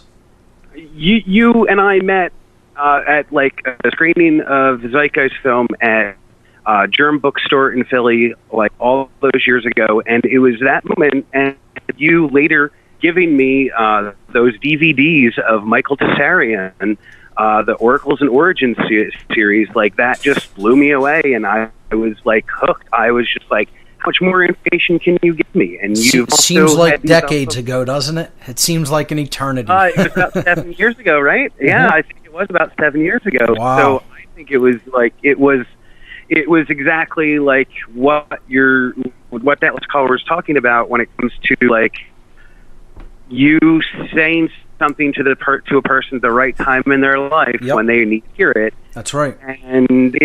And that actually happened to me with you. So like that reason why I've gone in the route that I've gone. You know, I've now like 2 podcasts I've done. One I'm kind of like setting aside because I feel like I've gone through is like what I've gone through with it, and it's kind of over. And I'm kind of concentrating on this one. Thank you, Fat, as well, for coming on this show. Oh, sure. Too long ago for that. That whole thing of self-ownership and property rights in like a resource-based economy is like is something that the Zeitgeist movement really needed to touch on, because it's really like they needed to have people understand that they don't want to kill their stuff at all. It's really about getting people who don't have access to things currently the access that they need. Exactly. We all know that money's a social construct. We could just like end the Federal Reserve, or at least the IRS, the whole yards. Even if we had to keep money transitionally for a little bit, like with like an unconditional income, would be nice. Like as a transition, like, there are so many things that we can do that we're not really doing. And like, thank you for showing me that there are other people out there that think that things are really messed up. Sure. That was just you being there to just simply point that out and say, like, I'm with you, man. Like, I see that too. See, we're the discontents, Kevin. We're the discontents. We're the people who are not content with the status quo, with the way things are, and we need more people like that. The problem is comfort. The problem is when so many people are just get into this comfort level that they can't see the injustice, and they can't see the violence, and they can't see the evil that's really going on in this world, because from their perspective, well, they're comfortable. They're being left alone. They have a roof over their head. They have money in their bank account. They have the car. They have the widescreen TV, the flat panel TV. You know, they can afford a meal and have friends over for a football party or whatever. You know, so that comfort level is what's holding them back in consciousness from their understanding of what this world really is. That comfort level is holding them back from their understanding of the difference between right and wrong and natural law. And like you said, and like the previous caller said, you never know who you're going to affect with your voice or what they'll be inspired to do. Like, you know, you've already done 2 podcasts. You've probably woken up a lot of other people. You know, you never know who you're going to activate. You know, that's why, you know, me and Jay Parker were talking about this earlier, actually, and he was saying, you know, we continue to do what we're doing. Believe me, folks, I am a normal, mortal human being. I didn't even feel like doing a show tonight. It's like I had to really, you know, use my willpower. Like I worked on computers today. I was tired. I wanted to sit and lay down, and now, you know, after relaxing a little bit, I have to force myself to get up and go on the air for 3 hours. You know, it's like that takes, you know, dedication and willpower. And it's not like I'm looking at it like oh, this is the greatest thing, let me get to it. It's like, here's more work coming. I have to focus now.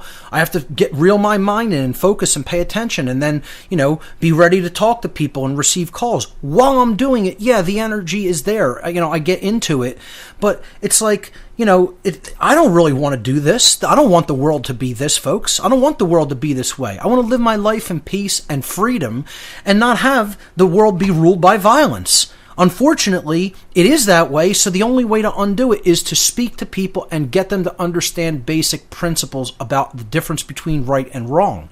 And the point that's being made here is we're going to power through this anyway, even if we don't feel like doing it, even if it's not something we want to do. We're going to continue on with willpower, persistence, and as much patience as it takes to get the job done, because without that, we're not ever going to really affect change in consciousness, which is where it has to happen.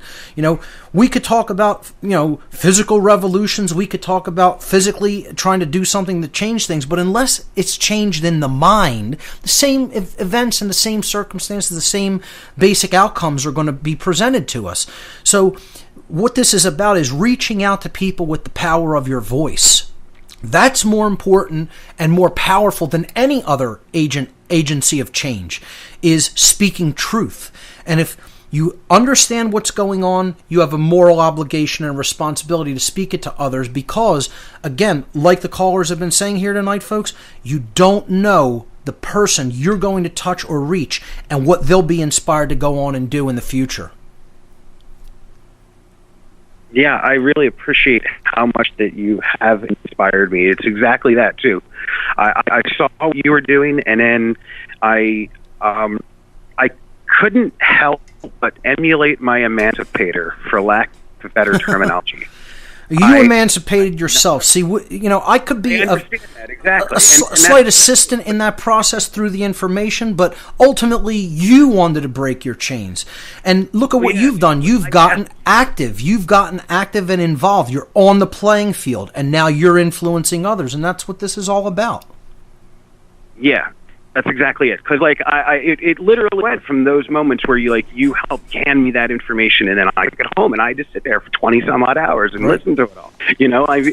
I was in a way lucky. I had a newborn that was kind of just hanging out with me the whole time. It was very simple for me to just sit there and watch this stuff. I see this happening more and more, and it's a very encouraging sign for me. Again, we're nowhere near where we need to be as a species, but there's more teachers starting to step up. There's more people that want to propagate this information to others. Free your mind groups cropping up all over the country. People are getting on the battlefield. They're understanding what's going on, and they're saying, well, it's time to take out the sword of truth and start going to work. So that's an encouraging sign. And Kevin, I want to thank you for your courage and for getting involved in the great work. So thanks so much, Kevin. Great call. Always encouraging to hear from somebody who's active. Stay with us, everyone. We'll be right back.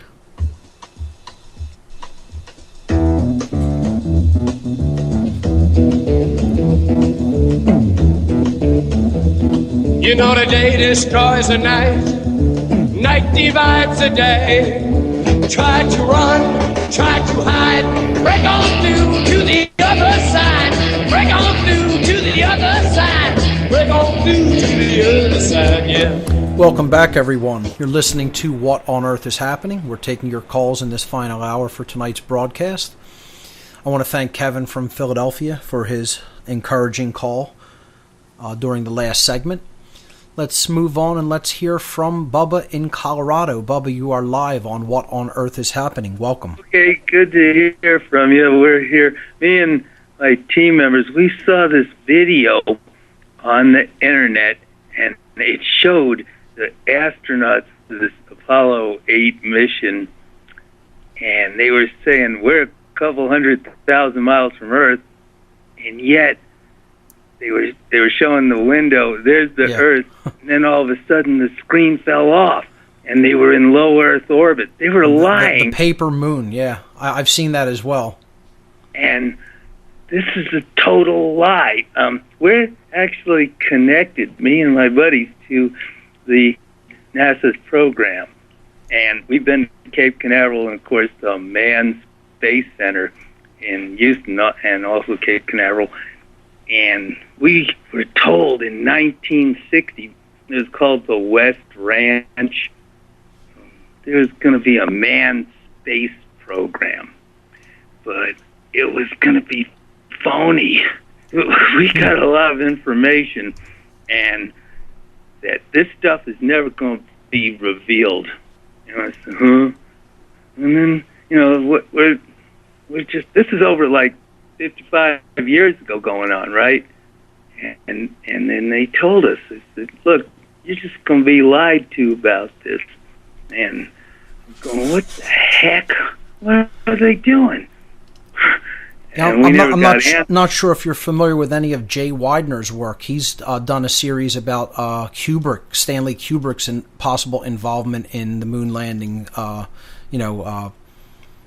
creation. You know, the whole story that they told to people. That's an understatement. And he you know, he kind of comes to the conclusion that there may have well been a real mission to the moon, but we're not privy to the real data that they brought back, or the real encounters that they may have undergone there, but instead, you know, broadcast kind of like a sanitized version of this through a studio to the American public. And the movie Wag the Dog is about creating a war through the media, through the ability to affect consciousness through mass media, and it's done by a guy named Stanley, who's played by Dustin Hoffman.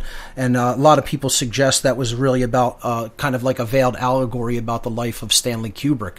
So I think it's definitely an interesting topic to explore and look into. And I kind of fall on the side that more likely than not, they definitely were holding back data, if not fabricating it outright. But I think people should check out the works of Jay Weidner when it comes to that. His Stanley Kubrick movie series is very well put together and definitely worth checking out. So, Bub, I want to thank you for the call, and I'm going to take another call here from Zach in Chicago. Zach, you're live on What on Earth is Happening. Welcome to the show. Hi, Mark. How you doing? Doing well. It's good to finally get to talk to you. I've listened to your stuff for a very long time now, and I got to tell you, going through all your stuff, I've gone through your whole series like 3 times now, and I still get new things from it.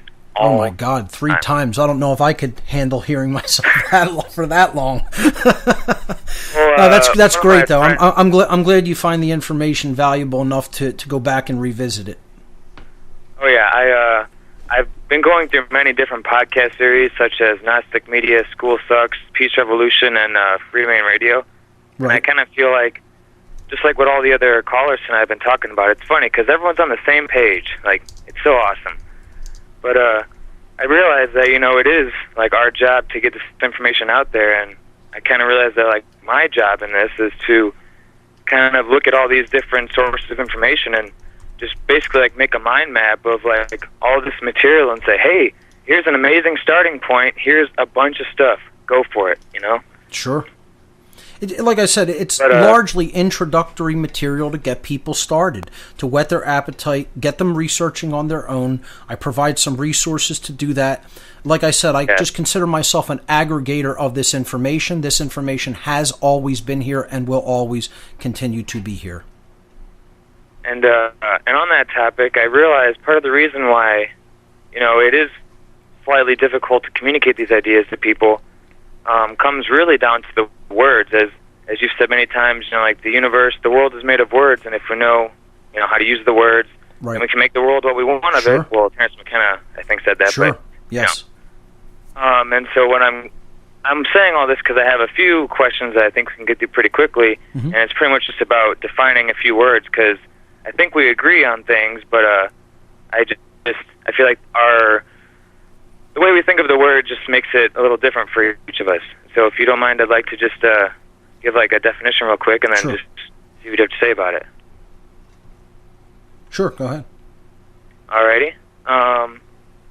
Well, right before that, I want to let you know that I do believe that there is there is a will of creation, the generative, operative, and destructive forces of the universe, and that there is like something out there. And I say that as a caveat because the word I'm defining is atheist. Okay. And from Merriam-Webster, the full definition says one who believes that there is no deity, and just the common person definition is a person who does not believe that God exists. And God is like a very general, word. And if I click on the word God, it goes to, well, let's see what it goes to real quick. Sorry. Oh. God, the perfect and all-powerful spirit or being that is worshipped, especially by Christians. So what I'm getting at is if we go by, the definition that it gives, then an atheist, simply doesn't believe, at least from my understanding, they don't believe in basically a big guy in the sky, And so when you say, the schism of the mind, one side is atheism, it's like, well, do you mean there's nothing out there at all, or do you mean people's general definition of atheism, right. which is there's nothing at all? Okay, that's kind of what I thought. No, I mean people who don't believe in any higher power in nature, which is essentially what deity is. I mean, if you look at the definition of deity is basically a higher power in nature, that is a supreme power or force in nature. This is what I'm saying atheists don't accept. They think that, our will is the highest will in creation, and, there's nothing out there beyond us that governs what we are doing, that we are the ones who have the right to basically control and govern things, and they don't believe that the universe has boundary conditions in place for the way humans behave. That's what I'm looking at as the definition of an atheist. That's my way of seeing what atheism really is about. The traditional, I don't accept your God or any of the religion's gods, it's a limited way of looking at atheism. I look at it as there's no higher power at all. I don't accept that there is any higher power, that man is it. Okay, well, that's exactly what I thought. And if you'll bear with me, I just have two more words, and sure. I think one of them is going to be even easier. Libertarian, the definition, an adherent of the doctrine of free will. So when you put libertarians in the same, right. cabinet as minarchists and things like that, that's the first time I stepped back and went, whoa, I define our terms. I was I finally don't agree, but I think it's the political party is right. what you're referring to. Not libertarian political party philosophy is minarchism. The true, unadulterated or uninfluenced definition of libertarian literally just means somebody who believes in and follows liberty or the non-aggression principle or the principle of voluntarism, which, I certainly accept. But I'm talking about the political party libertarians when I talk about that. Okay. Yeah. And I have one more thing that I don't even have a definition for. I just want to hear what you have to say, and then I'll let you go to the next caller. But before I say that, I would like to once again thank you for all the work you do, and I can't wait to have my own work out there that you can look at and say, hey, this guy's doing it too. And that's what it's all about. I mean, that to me, when somebody sends me a link and says, here's what I'm doing or here's what I've put out there, that's what I'm encouraged by, people can thank me or whatever, that's neither here nor there. I'm going to do this regardless of, whatever gratitude or, comes my way. But I appreciate that. But what I like to see more than anything else is people actively getting involved. Yep. And I'd also like to say I am also sorry, because I'm sure a lot of people are, that you have to teach people right and wrong. That is it's almost insulting that we have to teach people the most basic things about self-ownership. It's amazing. I like I said, I sometimes lay awake at night and almost laugh because it's really this task has fallen to me. And other people who understand, not just me, obviously, but, it's just a ridiculous notion. I can't even fathom that this is where we're at in the world. Yep, and so here's my last little thing. Sure. Actually, I'm going to just say a green language word, and then my last thing, sorry. Sure. My friend said the word measure to me. And if you take that apart in green language, you could look at it as me as you are. As in, if I'm measuring you, I'm looking at, me in relation to you, like the ratio of me to you. Interesting. Oh, it's a very interesting way of looking at it.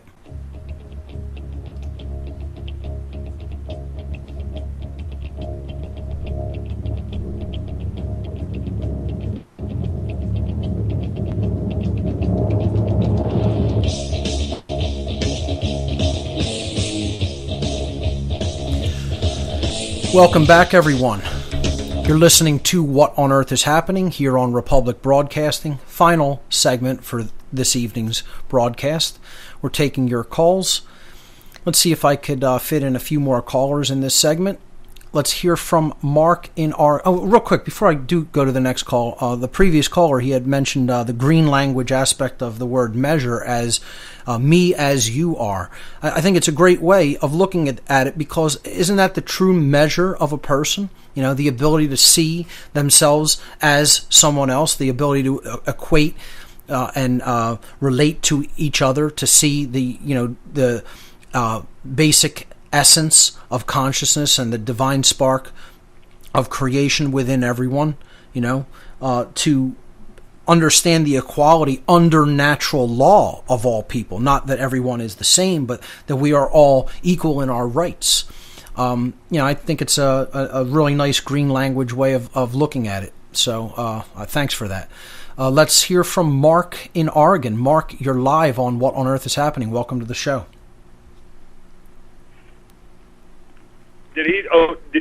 I'm Ray. Oh, Ray. I'm sorry. Ray in Oregon. You're live on What on Earth is Happening. Welcome. All right. I'm sorry about the confusion there. No worries. Hey, Mark, your previous callers, I don't even know where to start. It is a stream of consciousness.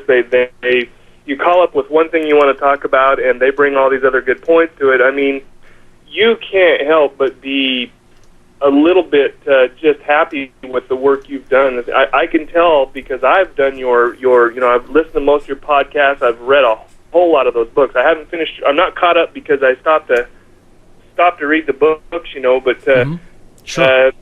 I also heard you're a funny guy too. If people wouldn't, when they think of Mark Passio, probably funny isn't one of the things that comes up. No, I wouldn't expect so, but I could tend to have a kind of a dry sense of humor sometimes. I like to think I make people laugh every now and again. I get it. But when you told last week, you said sell your clothes to buy a gun, man, that cracked me up. And then I'm totally serious about that one, though. I know, I am too, but it's still funny.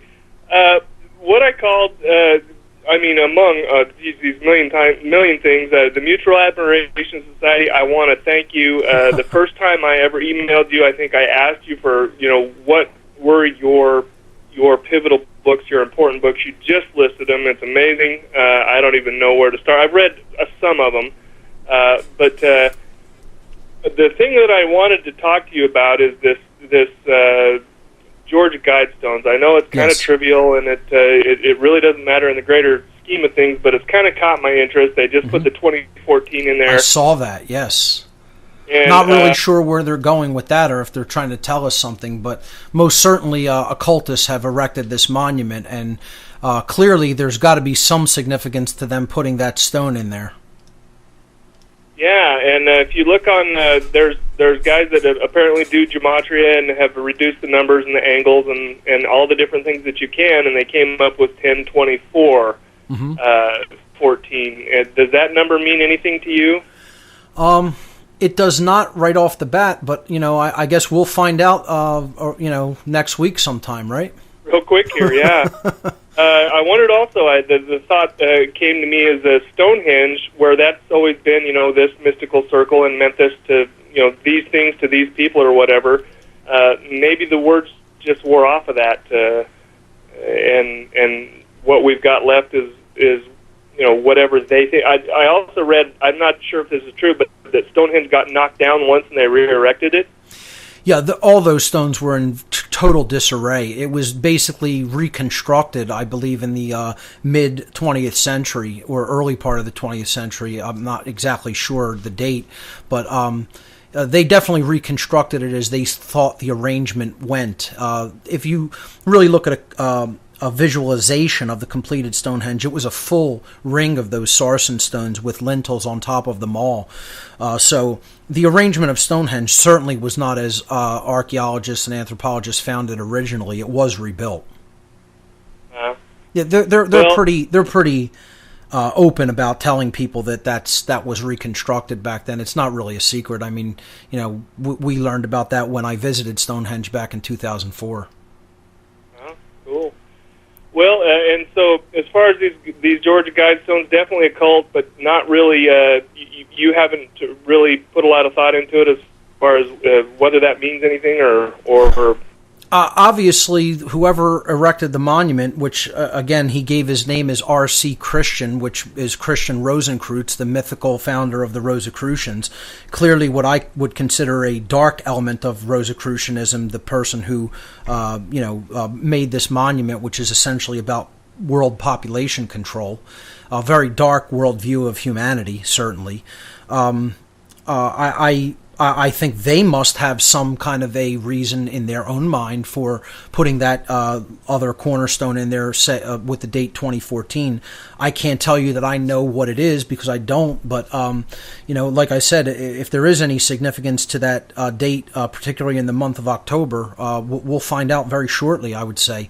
But a lot of people have been speculating about the possibility of a major event taking place toward the end of this year.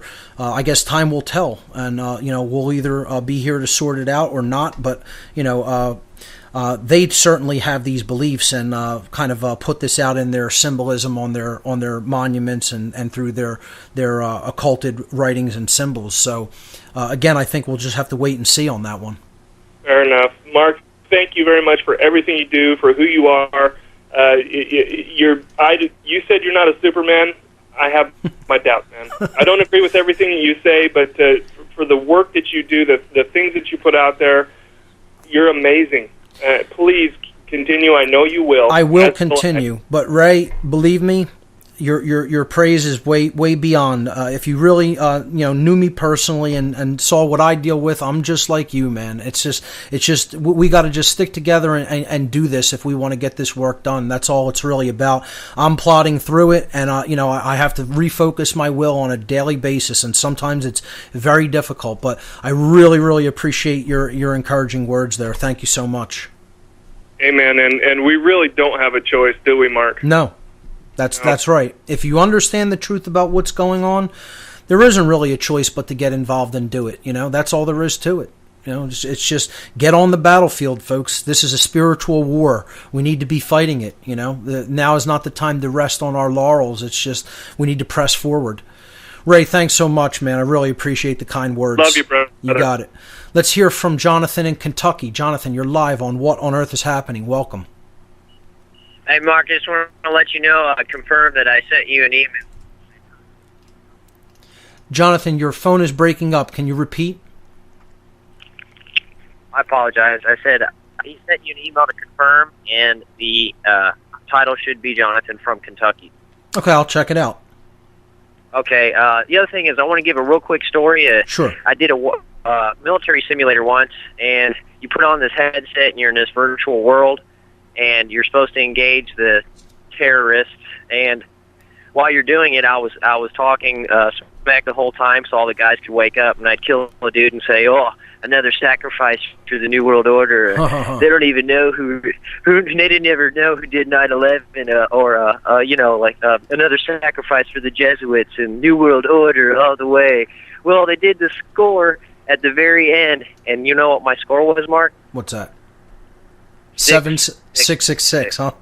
I was going to say 777.